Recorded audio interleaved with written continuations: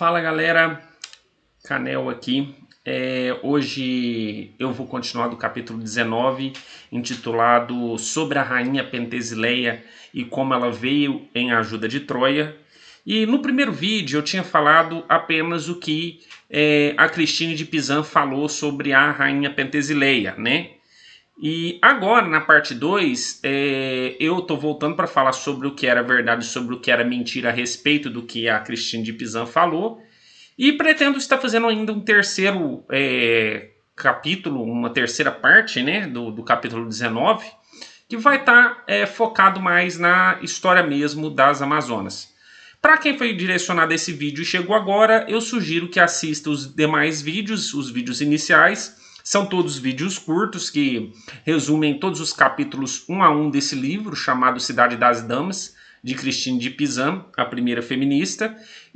Mas se você quiser, mas se você não tem tempo e quer começar a assistir de agora, pode assistir que você não vai perder nada, porque os outros capítulos são, cada um é separado e fala de um personagem diferente, então você não vai estar perdendo nada, beleza? Mas mas para uma experiência melhor, assista desde o início. Então vou deixar o link da playlist onde começa ali do capítulo 1 em diante na descrição do vídeo aqui embaixo. E no mais, já deixa seu like, seu joinha, seu comentário e se puder, fortalece o canal aí fazendo sua inscrição, certo? Vamos lá. É só um adendo, no último capítulo, na primeira parte desse capítulo 19, eu falei que a esposa do Heitor se chamava Écuba e eu estava enganado, eu me enganei. Na verdade, a Écuba era a esposa do próprio rei Príamo e, em tese, ela teve com ele 9 filhos, né? Ixi, naquela época não tinha televisão não, pai. E a esposa verdadeira do Heitor, na verdade, se chamava Andrômaca, certo? Então, fazendo aí esse adendo, essa correção, agora a gente pode seguir em diante. Então, a história de Troia, como ela é conhecida na mitologia grega, é principalmente baseada na Ilíada e na Odisseia, que são 2 épicos gregos atribuídos ao poeta grego antigo Homero, né? A Ilíada narra os eventos da Guerra de Troia, focando-se nos heróis gregos, né, e tal. Já a Odisseia, ela conta a história do grego Odisseu em sua jornada de volta para casa após a Guerra de Troia, né? E para quem é mais antigo, deve se lembrar que passava muito na sessão da tarde, né? E era muito top de linha assistir a Odisseia. Que pena que parou de passar. Eu acho que deveria continuar passando até hoje, né? Muito top. Então, apesar da sua relevância, a história da Pentesileia ela não é contada na Ilíada. A Ilíada ela termina com o funeral de Heitor, antes que as Amazonas chegaram ali para se vingar da morte do Heitor. A trajetória delas só foi narrada no épico perdido Etiópida. A Etiópida é um épico perdido da literatura grega antiga atribuída a Arctinus de Mileto. Esse épico fazia parte do ciclo épico troiano que consistia em várias obras que narravam eventos relacionados à Guerra de Troia e seus personagens. É uma pena isso não ter sobrevivido e não ter chegado até aqui, hein? Imagina cada coisa que isso não deveria ter contado, hein, cara? Que absurdo isso ter se perdido, né? Infelizmente, a Etiópida não sobreviveu até os dias atuais.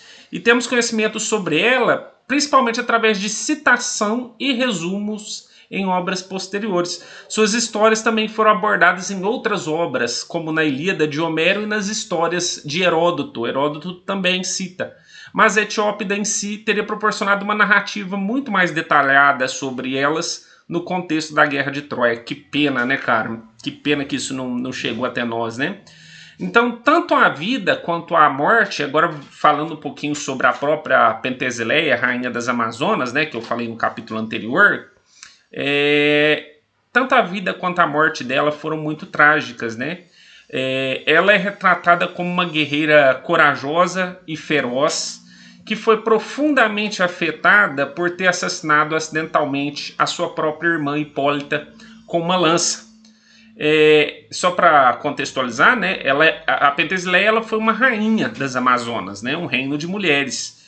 Ela era ali filha da rainha Outreira com Ares e irmã de Hipólita, Antíope e Melanippe. do qual eu já falei no vídeo passado. É, o pseudo Apolodoro, ele diz como que a Pentesileia entrou na guerra de Troia. Diz que Pentesileia e sua irmã Hipólita estavam caçando quando ela acidentalmente matou a Hipólita com a lança. E o acidente causou tanta dor na Pentesileia que ela tinha vontade de morrer. Mas como uma guerreira amazona, ela tinha que fazer isso em batalha. Dessa forma, ela foi facilmente convencida a entrar na guerra de Troia, né? Então, talvez a gente não consegue imaginar o que é isso, porque, mas no caso dela, isso tinha uma conotação ainda mais. Primeiro, porque ela era rainha. Segundo, ela era rainha de mulheres, né? Então, por ser rainha de mulheres, existia toda uma cobrança que ela fosse tão poderosa, tão à altura quanto um homem para governar, né? E o fato dela ter matado a própria irmã dela e todas as outras irmãs dela saberem que ela tinha matado uma, vamos dizer, companheira, irmã, a bem dizer, né? Tudo aquilo tinha um peso muito grande e jogava sobre as costas dela uma necessidade de ter que se mostrar melhor do que as outras, né? Ela tinha que mostrar não só porque ela era rainha, mas também porque ela tinha cometido um ato pelo qual ela mesma não se perdoava, né? Então, as Amazonas tiveram várias rainhas famosas, sendo a Pentesileia uma das mais conhecidas, por sua ligação com o pai e por seu desejo de conflito. Plínio, inclusive, acreditou a ela a invenção do machado de guerra, né? Ela governou as Amazonas durante os anos da Guerra de Troia e, durante a maior parte da batalha, ela optou por ficar longe do conflito. No entanto, depois que Aquiles matou Heitor, a Pentesileia decidiu que era hora das Amazonas intervirem, né? E provavelmente ela não podia ficar parada, né? Imagina, morre ali o filho do rei vizinho, né? E ela não vai fazer nada, não vai aparecer, então provavelmente deve ter tido uma cobrança bem grande em cima dela, né? E então o grupo foi em socorro dos troianos, que eram afinal companheiros delas ali, né? O poeta Virgílio, né, inclusive faz uma descrição muito bonita de como ela, né, destemida, atravessou ali as fileiras gregas, destruindo os soldados, né? Então ele faz uma descrição muito bonita, que eu vou ler para vocês. A feroz Pentesileia, cinto de ouro preso sob o seio exposto, lidera suas linhas de batalha das Amazonas com seus crescentes escudos de luz. Uma guerreira, uma donzela que ousa lutar com os homens. Escreveu o poeta Virgílio sobre ela. Então, embora Pentesileia fosse uma guerreira feroz, a sua vida ela chegou ao fim nas mãos de Aquiles. Como vocês devem se lembrar, no vídeo anterior, fala que ela morreu pelas mãos do filho de Aquiles, né? Que provavelmente matou ela. Que isso quem fala é a Cristine de Pizan, tá, gente? Aqui a gente, pesquisando, a gente vê que, em tese, quem matou foi o próprio Aquiles mesmo. Só que Aquiles se encantou com a ferocidade e a força da guerreira, né? Enquanto ele era atraído por ela com a intenção de encará-la como oponente, ele se apaixonou. Calma lá, vamos chegar aí. Porém, já era tarde demais, né? Aquiles teve que lutar com ela e a derrotar, né? E como Aquiles via a si mesmo, é para você entender, e esses boatos de que o Aquiles ficou apaixonado pela Pentesileia, eles tiveram um fundo de verdade. Assim, um fundo de verdade, mas não esse exatamente, né? Na verdade, o que acontece é que Aquiles, ele se enxergava como um guerreiro de verdade, né? E ele acreditava numa espécie de honra entre os guerreiros, do qual e partilhava aqueles que tinham a coragem de expor a própria vida em combate. Ele via o guerreiro mais do que um simples pilhador ou um selvagem, por isso ele valorizava o oponente morto em combate. Vale lembrar que ele, como um próprio guerreiro, né, ele gostaria de ser tratado com o respeito merecido, né? E ele, como guerreiro, ele provavelmente deve ter tido contato com toda forma de guerreiro possível.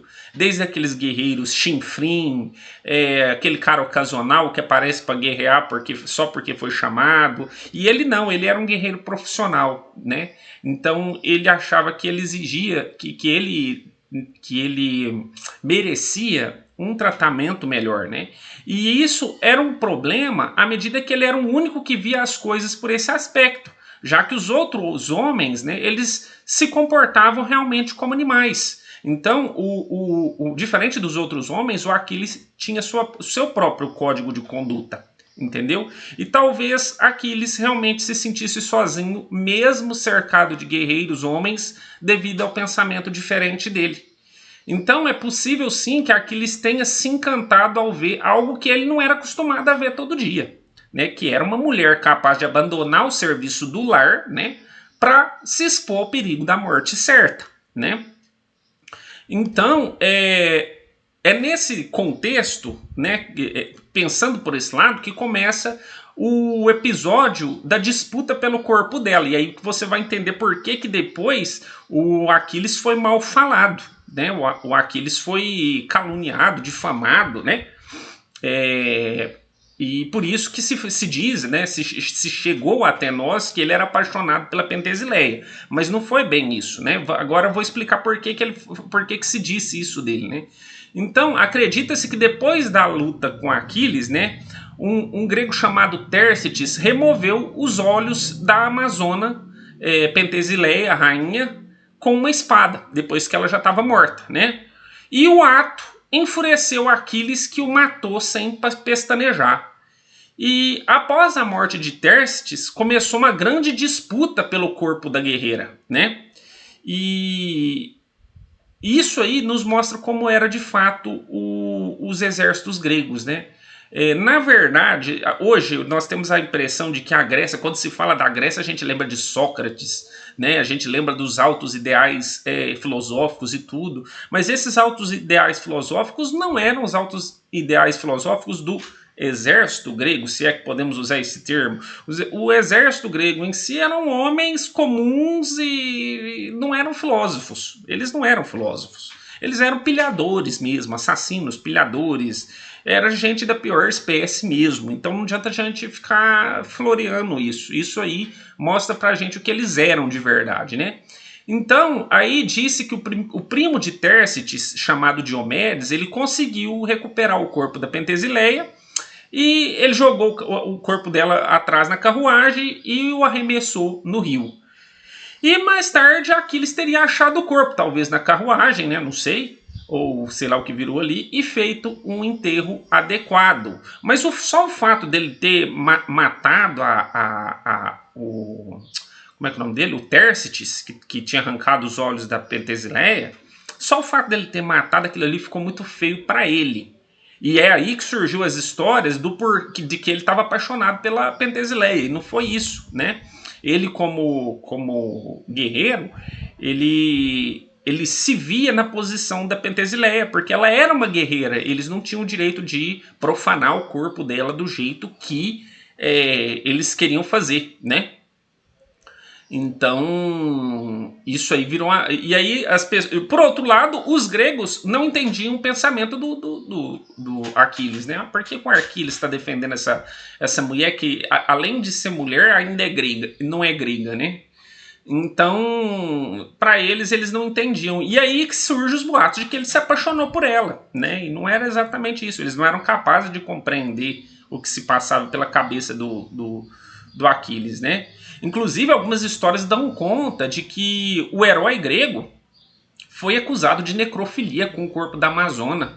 E que, inclusive, né, aí entra as lendas, ela teria dado luz a um filho dele em algum tempo depois.